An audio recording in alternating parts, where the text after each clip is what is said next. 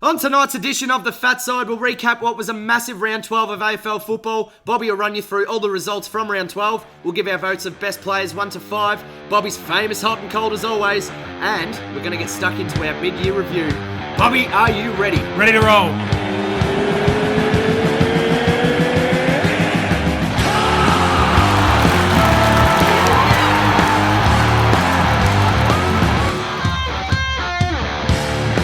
Yes, good evening everybody and welcome to the Fatside. I'm joined here as always by Bobby. Bobby, how are you, mate?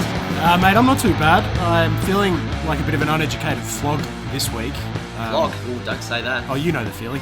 Look, I only got one tip right. So my dunce cap is fastened tightly to my head and I'm ready to atone. Obviously, we had some upsets that we need to discuss. Geelong. They made the Tigers look like an endangered species, mate. They absolutely crushed them on the G.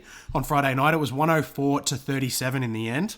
Couldn't even buy a goal in the first quarter, though. That's the remarkable thing. Yeah, Tigers look strong in the first. Yeah. Very. And then obviously some big games from most of the Geelong players, to be fair, notably Danger and Gaz.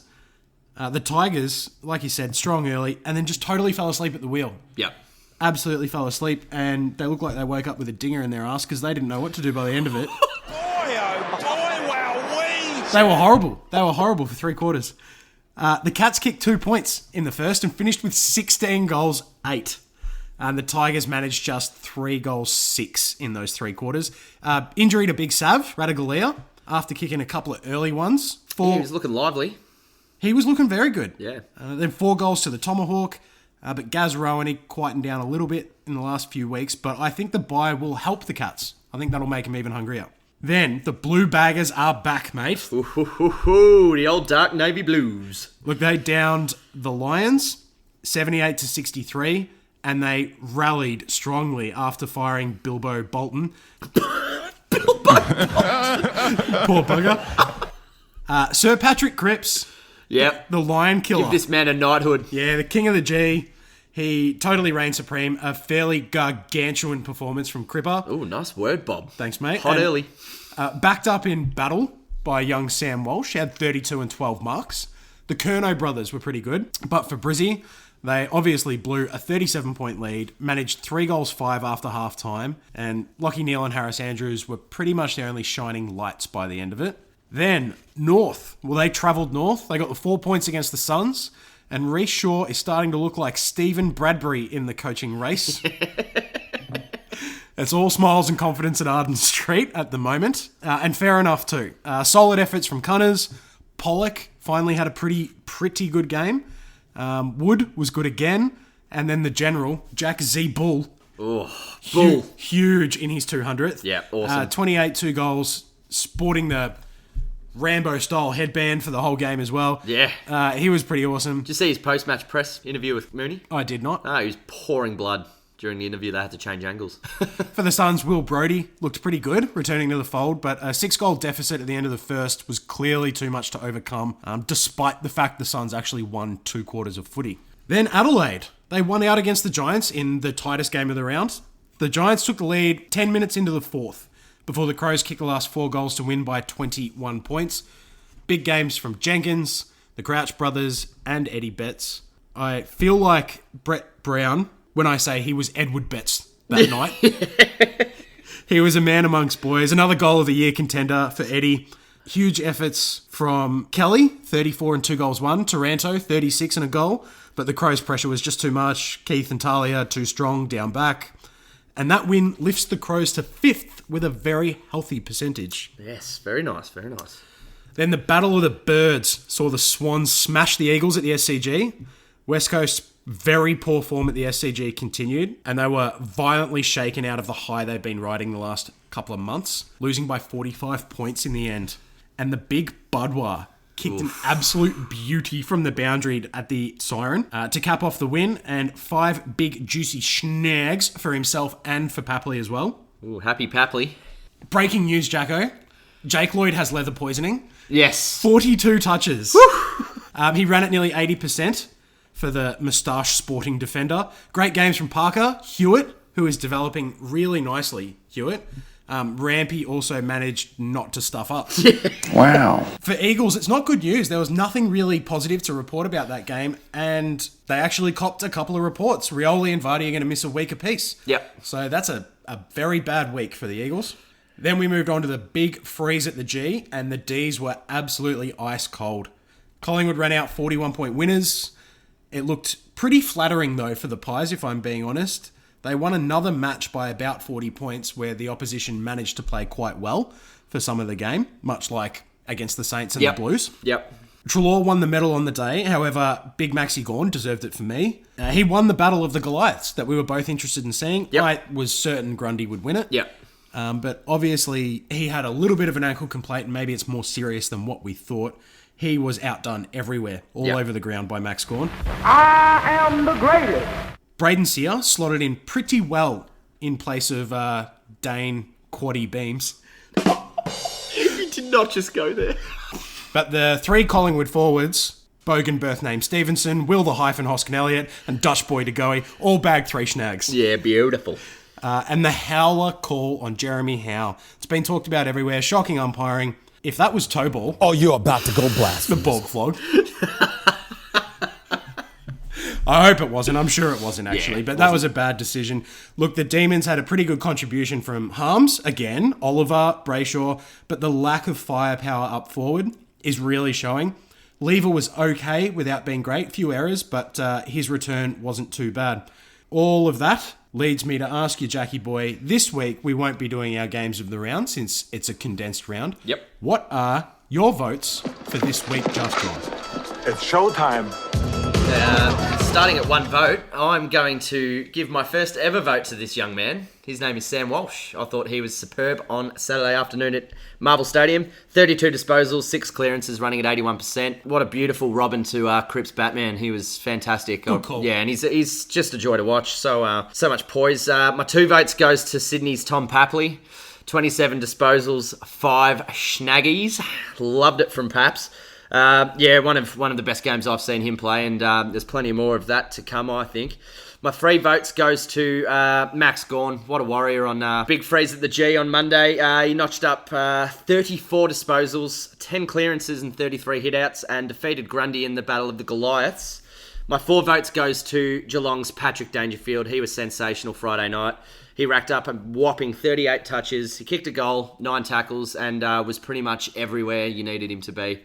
Bob. My 5 votes can't go anywhere else but Sir Patrick Cripps. Mama, there goes that man. If only the Queen had the early mail, she could have included him in the Queen's birthday honours. Oh my God, I reckon. Oh man, 100%. 38 disposals, 4 second half match winning goals, 8 clearances, 82% efficiency he was running at as well. Oh boy, what a player. Disposals, the IQ, just reading the play before anyone else, it was just remarkable. And we looked at a bit of tape and some of that handballing, like to players that really shouldn't be in his eyesight, but he just knows they're there. Yeah. And it's, yeah. The vision, strength, intelligence. Yeah, just ridiculous. And hats off to him, Patrick Cripps. An absolute blinder that was, and you deserve every single vote of those 5. Bobby, hit me with yours. Look, I pretty much agree for the most part with your votes. My 1 vote goes to Jack Zeeble. Nice. Like I said earlier, off the top, 28 touches, 2 goals. He also had 8 clearances, laid 10 tackles, and over 700 metres gained. He did track at about 54% efficiency, which is a little bit low, but that was a big effort in the 200th. I thought he did really, really well. They need some leadership like that to win games. Cunnington was also great, but the fact he did it in his 200th and the couple of goals just was a little bit extra special for me. Yeah. My 2 votes goes to Tom Papley. Like you said, 5 big ones versus the champs. He also had 27 touches, 4 marks inside 50, and a couple of goal assists. Little fella, huge impact. You might want to consider renaming your Johnson the Pap. 3 votes. Patrick Dangerfield. He owned the G on Friday night, obviously. 38, 7 marks, 8 inside 50s, 9 tackles. Really big game from a really big talent. It's nice to see him performing at the top. My 4 votes goes to Max Gawn. I thought that was a huge effort. The spotlight being that intensely shining on someone's direct one-on-one matchup is rare. You only ever really see it between key forwards and key defenders. Yep. So when it's ruck v ruck and they're clearly the two most dominant, it's nice to see one of them lift when his team was woeful. Yeah. The thing I like the most, 10 intercept possessions, also got 10 clearances and 3 contested marks. It doesn't get much of a bigger stage for that weekend, and he really excelled. 5 votes. Obviously, you all know where it's all going. It's Patrick Crips. Mama, there goes that man. Getting win number 2 is probably more important to him than taking away 3 Brownlow votes on the day, I would think.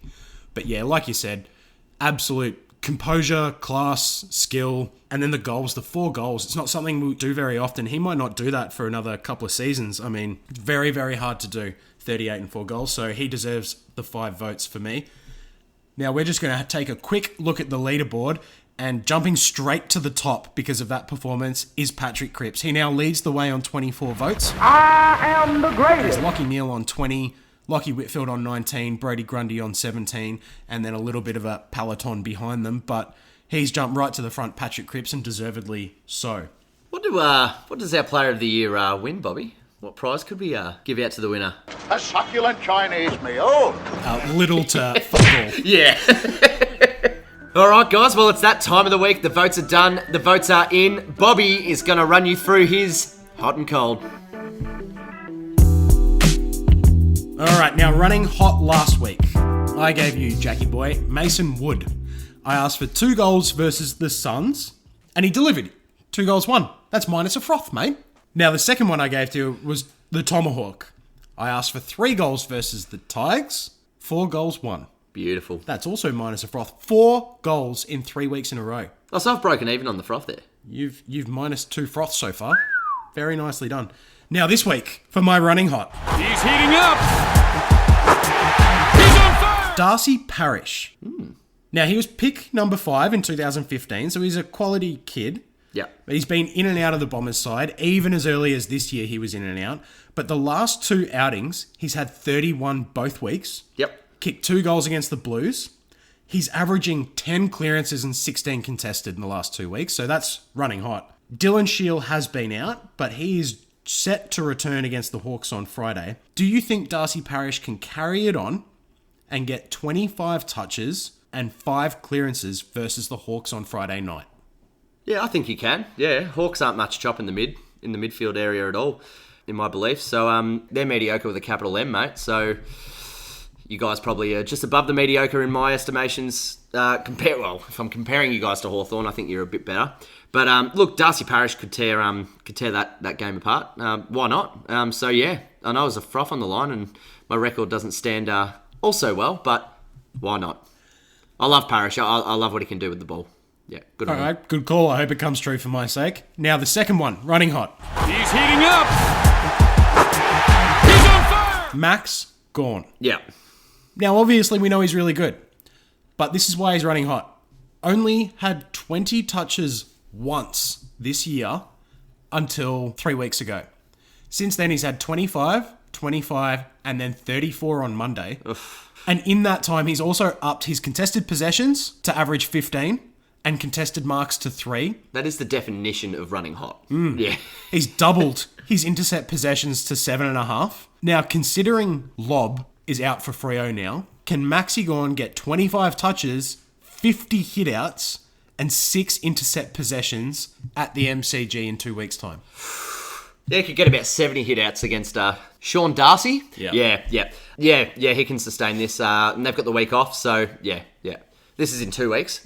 Correct. Yeah, sweet. So yeah, he'll rest his legs and he'll sustain this. All right, very nice. All right, now for the blokes that need a bit of a pick-me-up because they're a bit frosty. You're as cold as ice. All right, my first one from last week is Harry Taylor.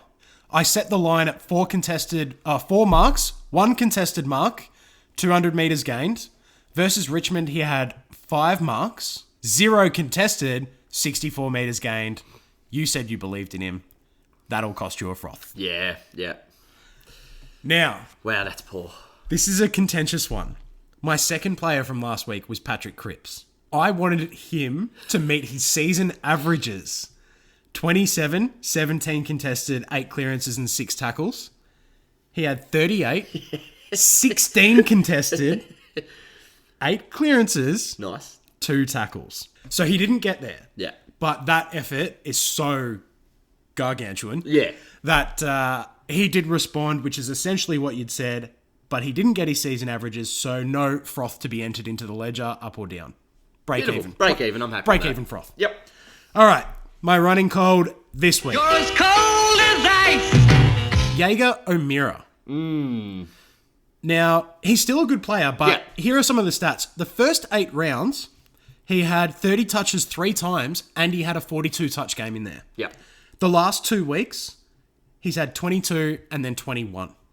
But he's only averaged 5 clearances and just 7 contested against the Lions, which is not great. He hasn't won a free kick for 2 weeks. Wow. He's given away 6 in that time. Yeah. Clearly, he's being led to the ball. That's what these stats tell me. Do you think he can respond versus the Bombers, get 25, 6 clearances, and 12 contested on Friday? No, he can't. Dylan Clark will do a job on him. I personally don't think Dylan Clark will make the team once Shield, Stringer, and Fantasia come back in. Well, yeah, that's the thing. But if my boy Dylan Clark's tagging him, yeah, Jaeger will be lucky to have 5 touches, mate. So, Bath time with Clarkie. yeah, bath time with Clarkie. Look, I'm going to say no purely on the basis that obviously we'll run through our tips later. I don't think the Hawks will win. And for them to win, he needs to lift and needs to be the best on ground almost. Complimenting Henderson and those boys. But yeah, I don't, yeah, it's a no from me. Fair enough. All right, now my second one this week, running cold. You're as cold as ice. Shane Edwards. Very important to the Tigers' structure, and he's a great utility player.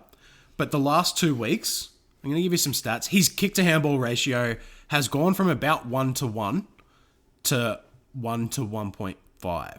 Yeah. So he's handballing quite a lot more. He's lost 5 kicks per game from his stats, and he's only averaging 200 metres gained. He's averaging 22 touches year to date, but recently he's only averaged 17 and 7 contested. He has 1 inside 50 in the last 2 weeks after averaging 3 to 4 a game. He's very much off the boil, and when he's getting the footy, he's handballing instead of kicking, and he's not being a damaging player whatsoever. Yeah. So what I want to know is, can he respond versus the Crows and get 20 touches, 3 inside 50s, and 300 metres gained? No. I don't really have a calculated answer for that one. Purely based off, not watching him all that closely, but with the stats you've just reeled off and the Crows in Adelaide, I can't see a vast improvement. Look, because they're just not winning contested ball at all. No, they're they're getting not. smashed at the contest. And I think is that 2 or 3 losses in a row now? And they're travelling to Adelaide Oval and inform Adelaide Crows. No chance for me. Yeah, it's going to be very tough. But in saying that, I have written off Richmond before, and it did not work in my favour one bit, and that was at Port Adelaide. yeah, it was Port Adelaide at the Adelaide Oval. So I'm going to stick to my guns and say no. But I mean, Well, if they want a chance of winning, he's one of the players that will need to step yeah, up. So. absolutely. All right, well, that wraps up my hot and cold for this week. Now, we're going to bring you guys our mid-year review. Here we go!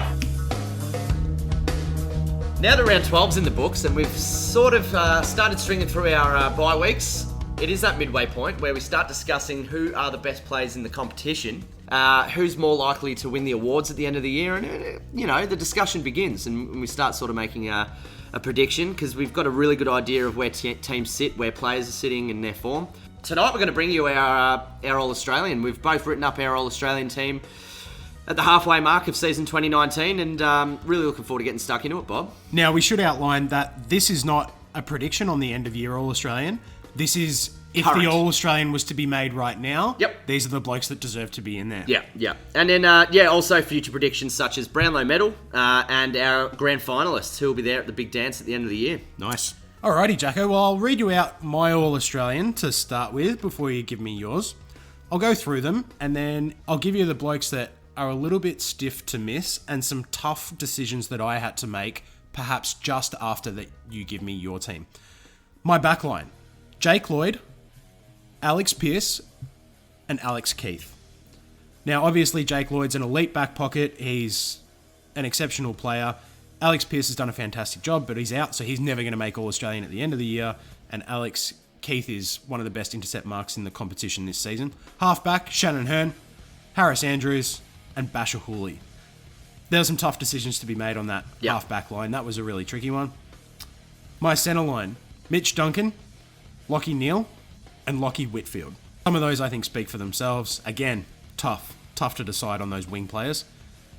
Half forward, Paddy Dangerfield, Jeremy Cameron, and Marcus Bontempelli.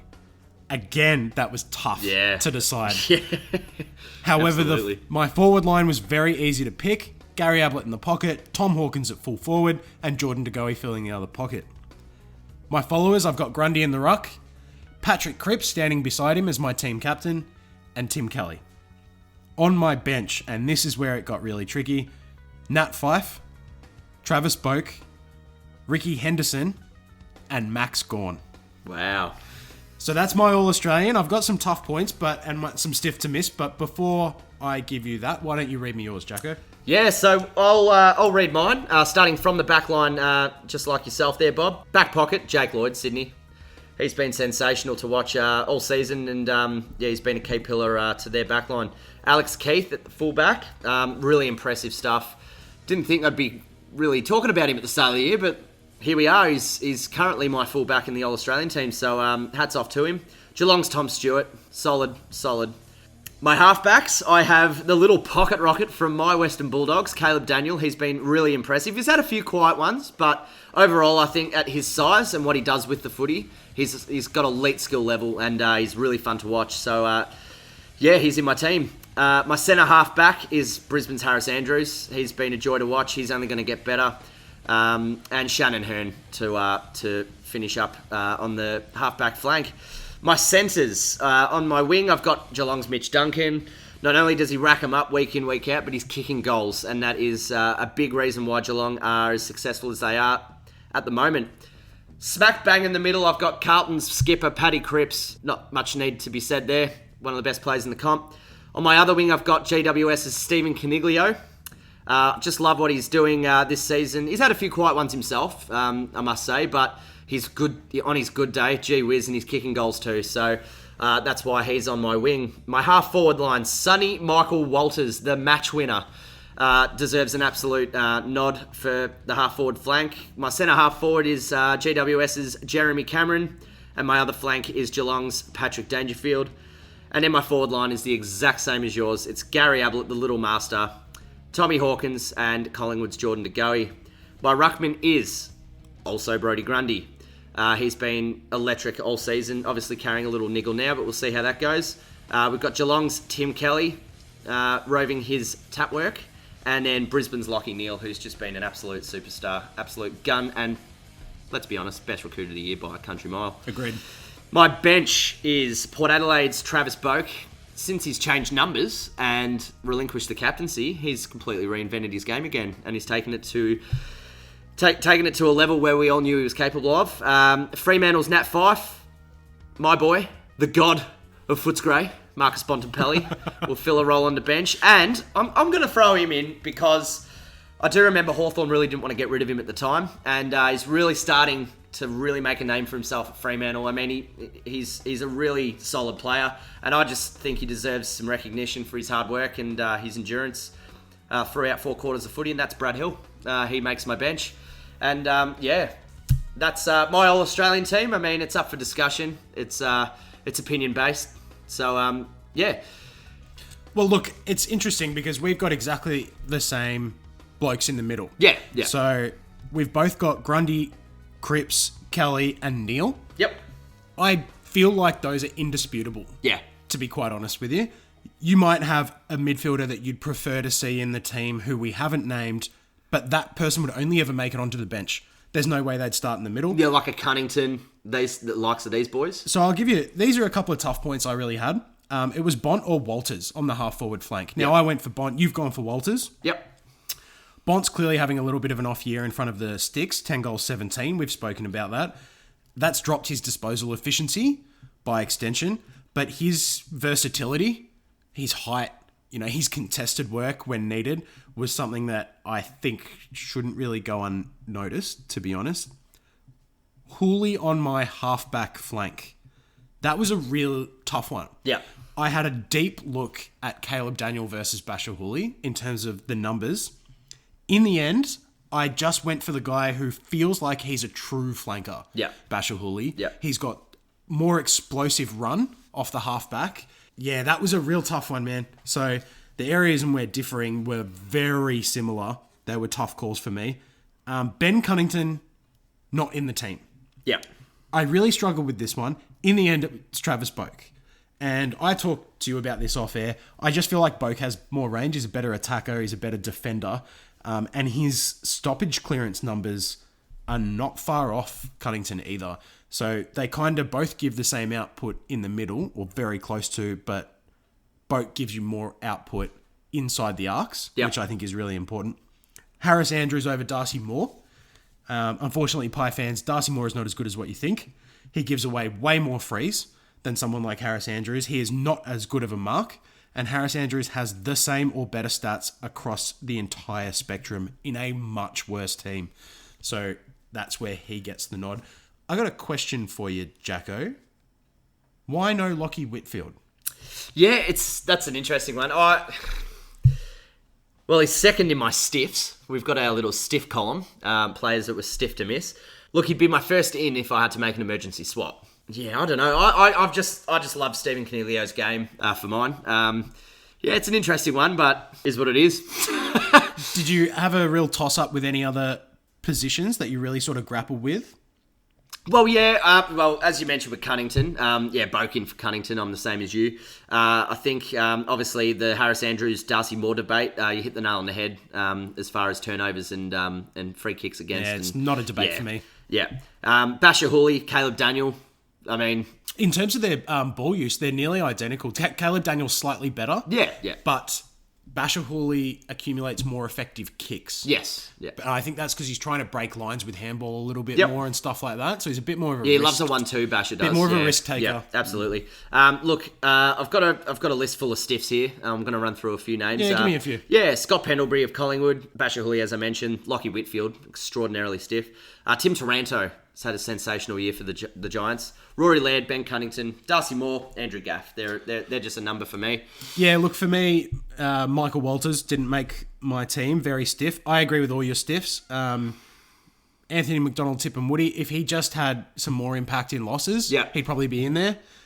Caleb Daniel didn't make my team at all, unfortunately. I thought it was more important to have guys like Fife and Ricky Henderson on my bench, and I thought Max Gawn deserved a spot. Yeah. But Gawn and Henderson for mine as well. They're stiff. Yeah, if I didn't have Max Gawn as a second ruckman on my bench, Caleb Daniel would probably be the guy there, and then Ben Cunnington. So, yeah, Taranto, amazing that we're even talking about him as stiff. He'll make the 40-man squad, I think, this year. Tom Stewart, stiff for me. Didn't put him in there, only because I thought Alex Pearce was impossible to overlook at fullback.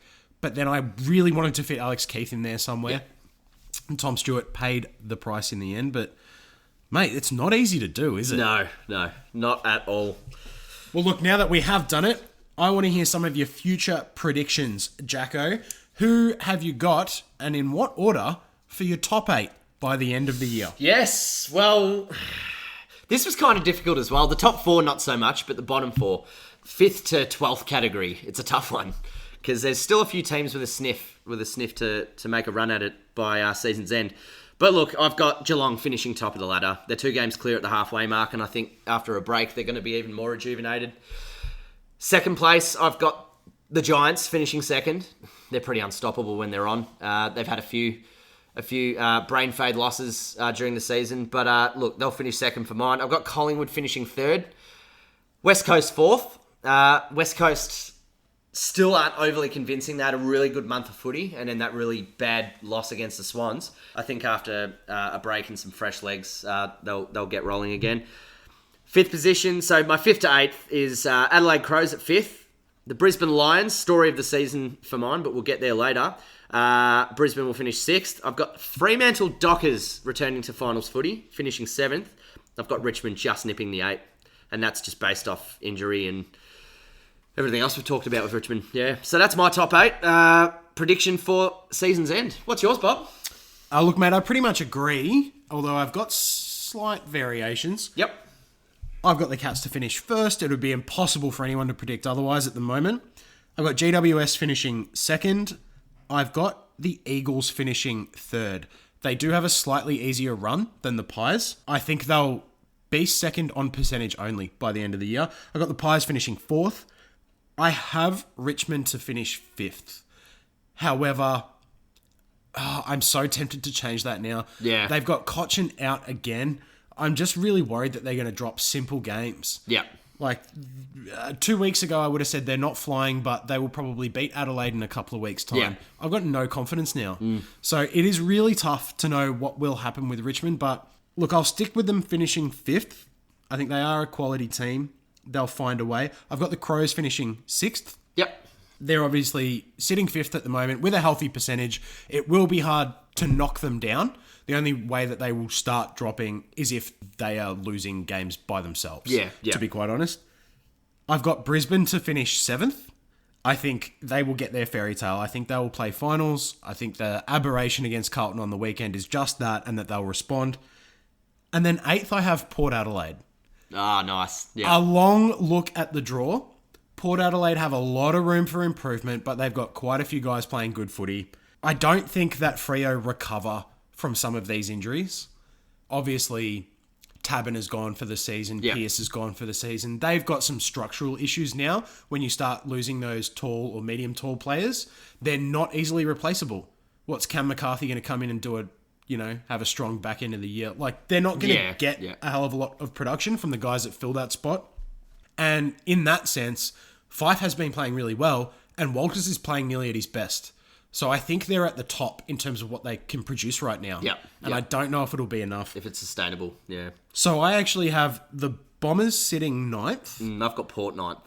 and I have Brisbane, Port, and the Bombers split by percentage at the very end of the year. So there you go. I hope it's that interesting when we get there. Yeah, it would be good. Now, who do you have to make the grand final in your eyes, considering you've just told me your top 8?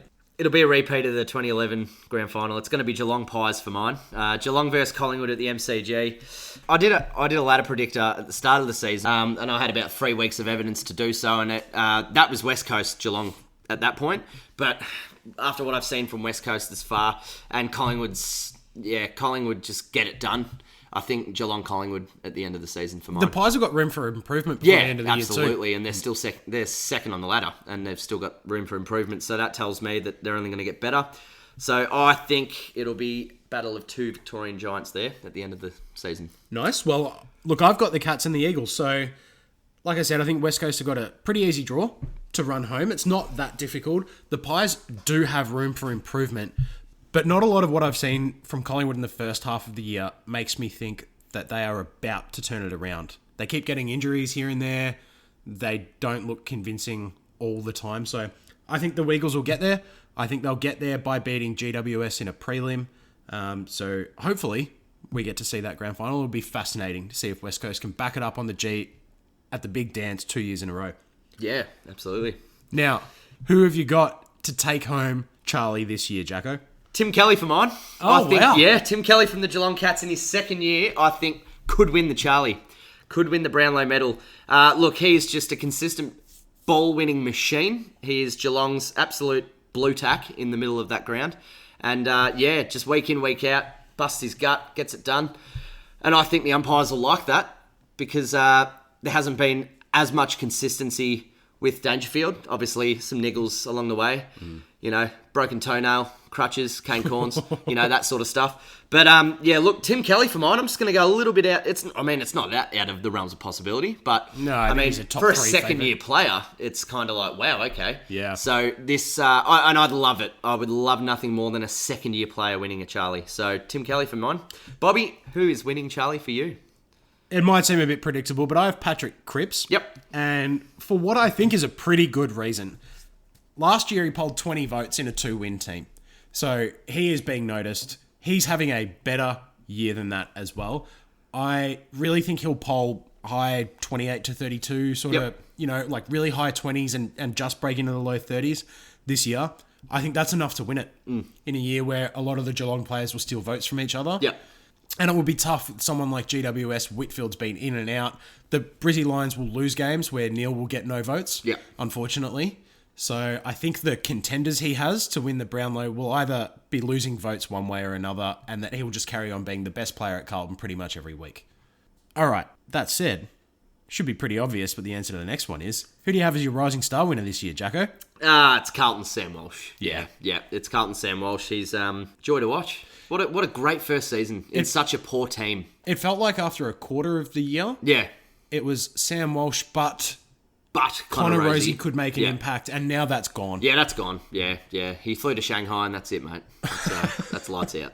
All right, well, that one seems pretty obvious. This one might seem obvious as well, but who do you have to win the Coleman? Oh, Tom Hawkins. Yeah, me I too. just think his form will carry through for the rest of the season because he gets that Rolls-Royce service. Jeremy Cameron could win it, but Tom Hawkins for mine. He's just catapulting himself to bigger and better things week in, week out. Yeah, I agree. Look, Jeremy Cameron had a week, I think, where he kicked 3 points. Yeah. In a win, in a steamrolling win. So that inconsistency worries me. That's where I think that Tom Hawkins, like we said earlier, 4 goals 3 weeks in a row. He's hard to stop right now. Yeah. Alrighty, now the last line, the last future predictor. This might be a little bit biased, but we run this show, so you just have to suck it up. Who do you have to win your club's BNF at the Bulldogs, Jacko? Alrighty, my best and fairest, the Charles Sutton medal will go to the little man, the little master off the halfback flank. At the moment, I have Caleb Daniel winning our best and fairest by an absolute nose hair. Bontempelli and Dunkley would be the other two options there. But look, he's a ball-winning machine. I mean, he gets lost one out with a few big boys here and there, but that doesn't really matter. He gets a lot of the pill, and what he does with it's special at times as well. And I think Beveridge and the coaching staff really love how they've utilised him and what he brings to the table. So I think he'll win our BNF at the moment. Yeah. Yeah, nice. Who wins the Essendon best and fairest? Bob? Well, it's a little bit difficult. I mean, Jake Stringer was having a very good first part of the year for me, and I was raving about him. He was having a lot of endeavour, even in the games where we were losing. He's kicking goals. He looks likely to kick goals every week. Dylan Shield obviously stepped up, but both of those guys have gone out with injuries. So I think for consistency's sake, it's going to be Zach Merritt. Yeah. I just think this guy accumulates, a lot of the footy every week. He is still a good user of the ball. He's a very important midfielder. So I think he'll be hard to beat. So that's it for the predictions. Now, Jacko, I want you to give me your best of the year. Just the best thing in footy that you've seen this year, the thing that you're loving the most. Yeah, well, from a football side of things, what I've loved the most this season is the resurgence of the Brisbane Lions Footy Club. Since they brought Luke Hodge and Chris Fagan to the club, bit of that Hawthorn touch, that Clarkson Footy Factory setup, they have absolutely thrived in that. The young fellas are thriving under Fagan. Hodge's leadership is invaluable. Yeah, they're excelling. 5 wins for season 2018, and they're 7-5 going into the bye.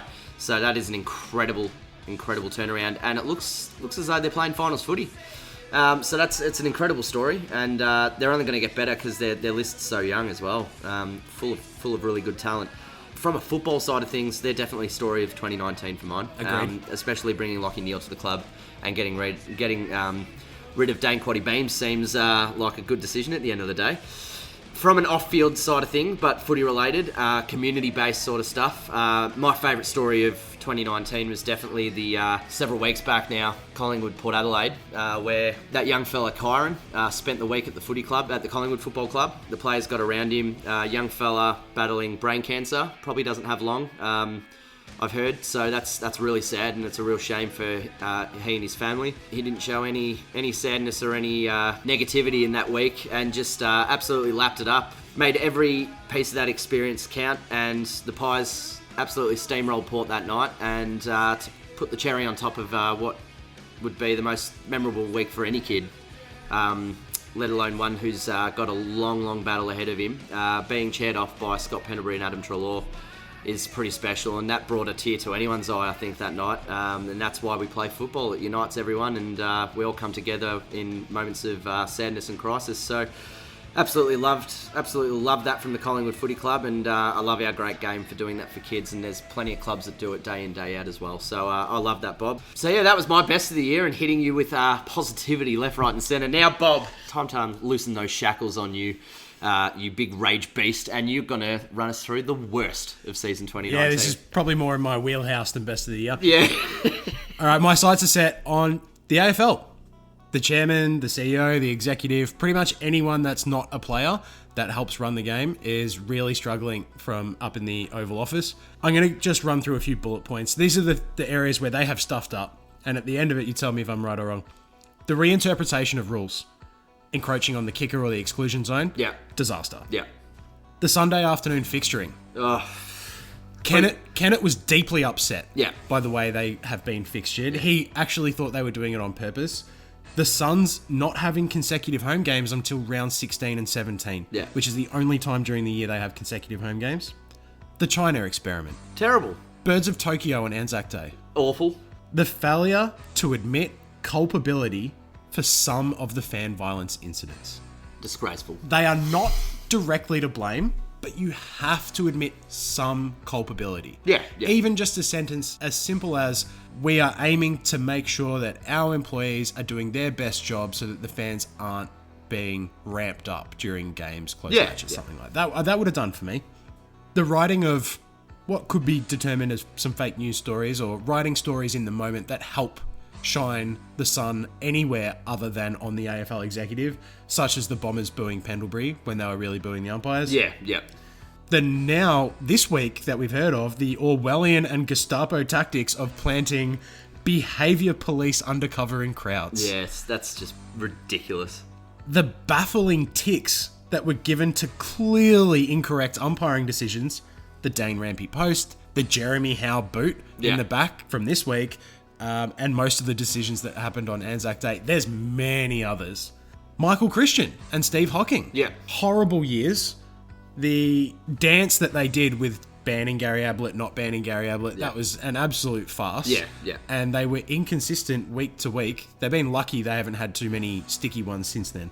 So look, those are pretty much just some of the areas where the AFL's failed.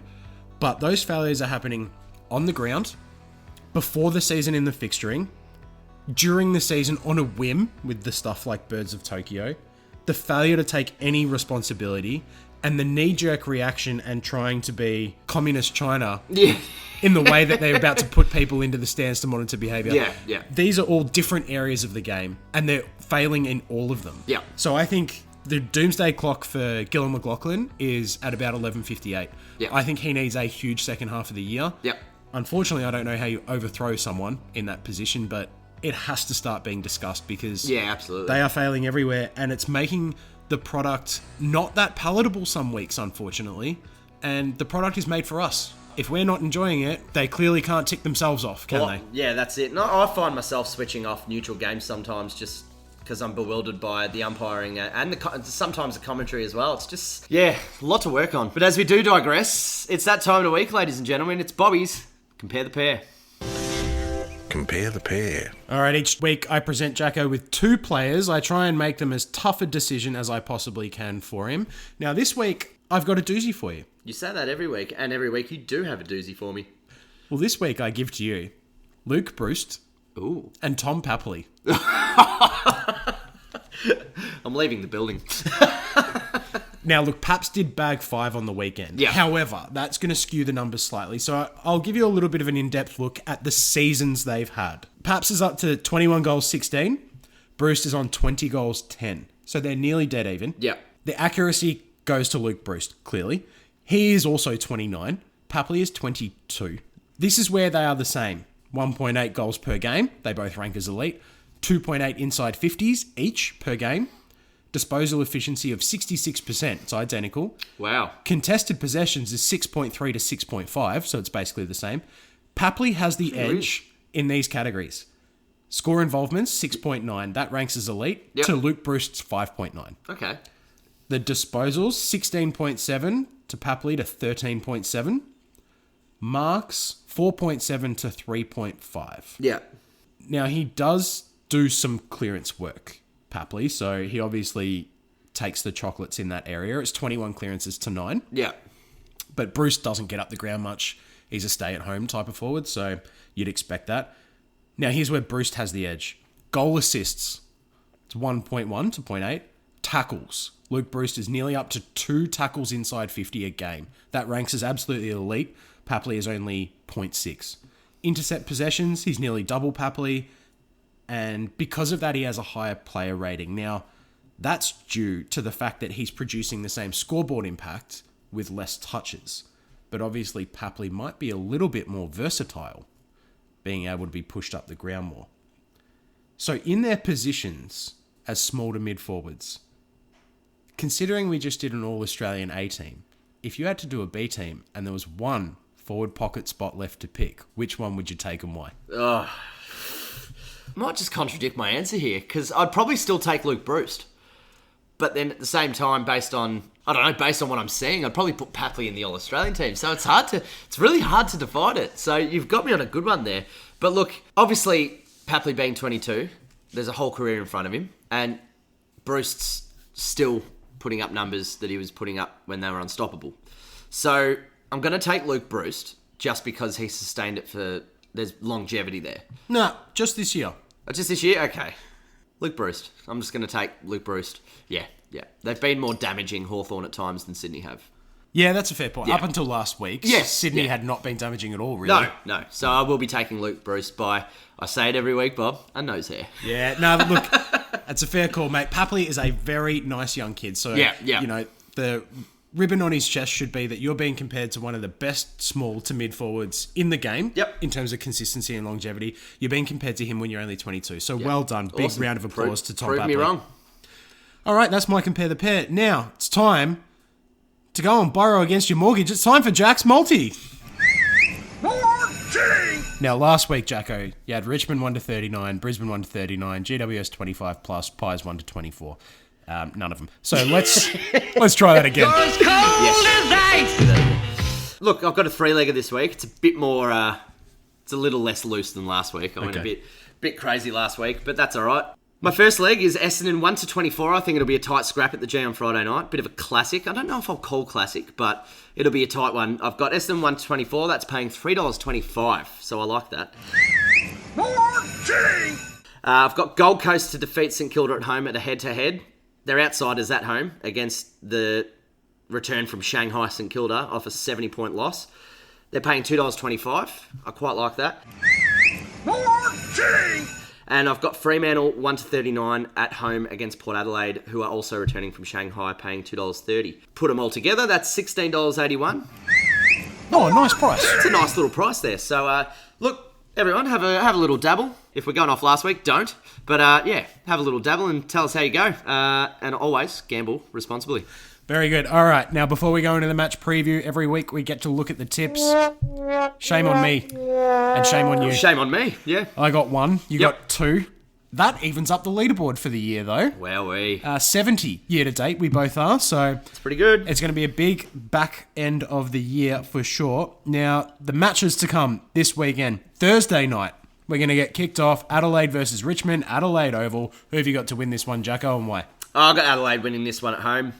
Richmond are just getting smashed in the contest. Richmond are getting smashed in contested footy, and I think Adelaide will, they'll be too strong at home. Richmond looking really out of form, and that loss of Cochin again will hurt the Tigers. About 25 points, I reckon the Crows will come out winners at Adelaide Oval Friday night. Who you got, Bob? Mate, literally Adelaide versus Richmond. No. I've got 25 points written right there. That's unreal. Look, I think the Crows will maintain some momentum. Bryce Gibbs, we haven't even spoken about that. I don't know what the hell's going on there. It's insane stuff. Like you said, the Tigers have just lost Cochin again, so they are significantly depleted with injury. They'll have to do something if they're going to resurrect this season. Yep. 25 points for me. Next game of the round, Friday night. It's a big one for the Bombers versus the Hawks at Marvel Stadium. Who have you got? Yeah, I don't like that this is at Marvel, I must add. This should be at the G. Agreed. Yeah, but anyway, we won't go there any further. No games at the G this weekend. That's remarkable. Yeah. You cannot be serious! They're not. Anyway, look, I got Essendon to beat Hawthorn at Marvel. I just think they're slightly better. They're slightly better on the ladder. They're 10th versus 11th. I just think Essendon just are a bit better than Hawthorn, and they'll win by 10 points or under. I think it's going to be a real tight scrap. Yeah.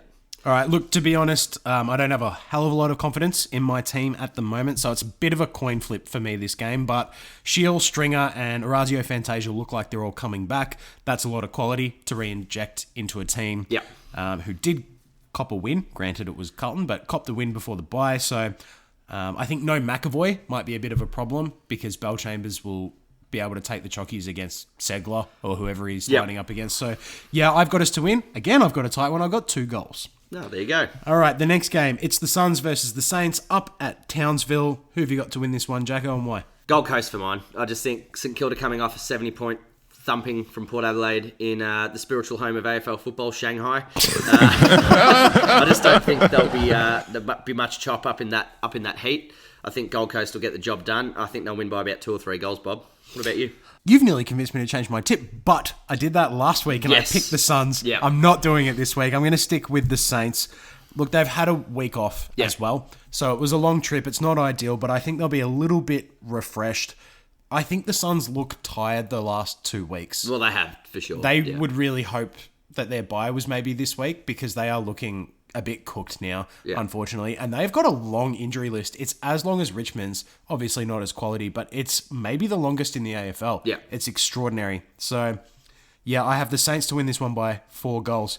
Then we're heading over to Optus Stadium. It's the Dockers versus Port. This will be an intriguing battle. Who have you got, Jacko? Yeah, I've got Fremantle too strong at home for Port Adelaide, but I could be terribly mistaken as Port thumped the Eagles there earlier this season. But look, I just think the Dockers' form's been sensational. Sonny Walters, Fife, Brad Hill, to name a few.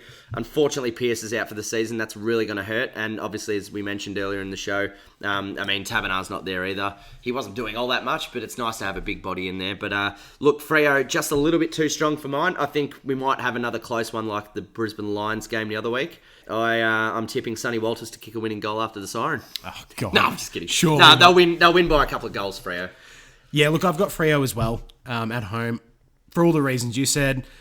I did say in my top 8 I had them dropping out, only because I think they're playing their best footy but won't maintain it. Yep. But I think they are playing their best footy. So I think they win this game. Stephen Hill is a test to return. Wouldn't that be a nice inclusion? Oh, be beautiful. And for Port, Ebert and Rocky are a test as well, so they should be back.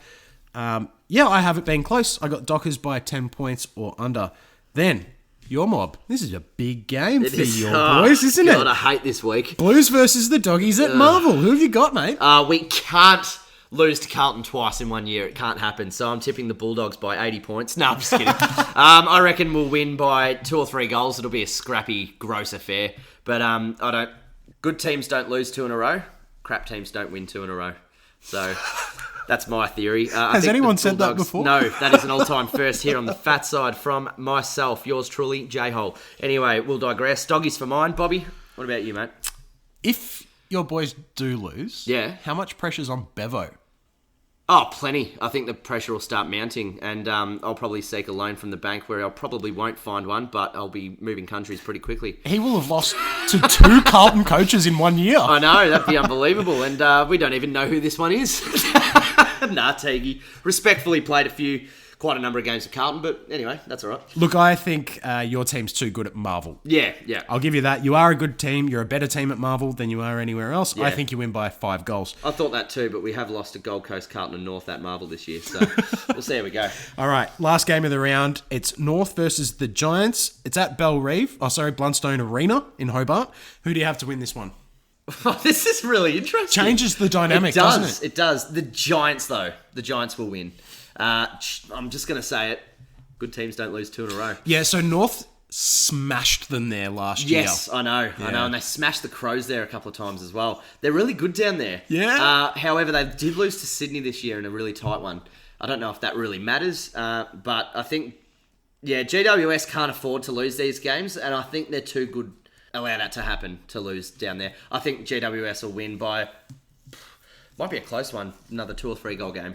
Yeah, look, I've got GWS to win. Also, despite the fact that North got them there last year, GWS are 2 and 3 at that location. So it's not that bad then. Yeah, they're not terrible. And those other 2 losses are in 2013 and 12 or 14. Like, it's early days. So they're not a bad team. They can travel. I think they're a much better outfit than North, and they'll get the job done by 30 points. Yeah.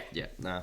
Awesome. And that wraps up round 13. And Brisbane Lions, Collingwood, Geelong, Melbourne, Sydney and West Coast all have the rest. They have the week off. Couldn't have come at a better time for a few of those clubs, but Geelong, they'll be enjoying kicking their feet up. I think a few of the boys have already posted on their Instagram that they're off away at the beach, just living their best life. So, the Cats will come back purring as we expect, and so will the Pies. That's about it for tonight's program on the Fat Side. It's been an absolute pleasure, Bob. I think we've done pretty well tonight. Yeah, mate, it's been a good one, and thanks to everyone for listening for another week in a row. If you haven't already done it, scroll down, hit subscribe, make sure you smash that bell button so you can get all the latest content as it drops every week.